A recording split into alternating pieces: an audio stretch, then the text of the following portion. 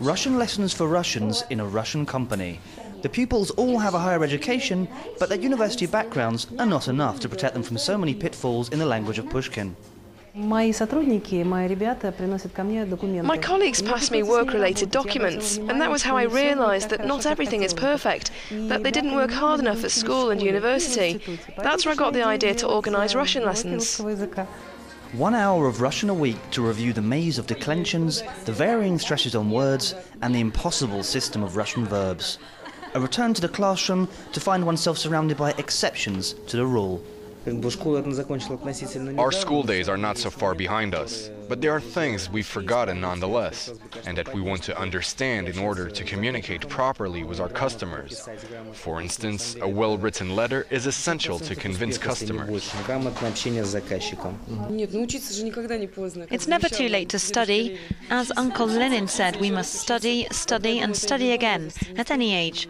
There's no reason to blush about this. No Russian is safe from wrongly declining a verb or from placing an accent in the wrong place. So how do you speak Russian well? It's the subject of this radio programme, also aimed at Russians. It's been going for 10 years, and every week dozens of listeners rush to ask the experts how to decline a certain verb or correctly pronounce a word that is subject to one of Russian grammar's many exceptions. We don't have a fixed place for the stress in a word, like in French or Armenian, where the stress is always on the last syllable.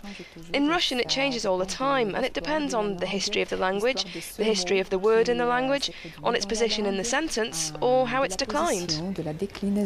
Russian syntax is so complex and where to stress words so variable that even Russians get confused.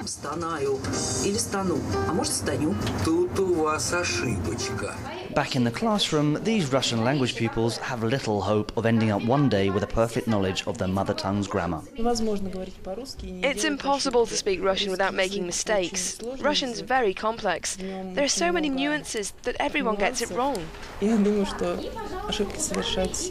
On the agenda today, the adverb and how to use it effectively in business negotiations.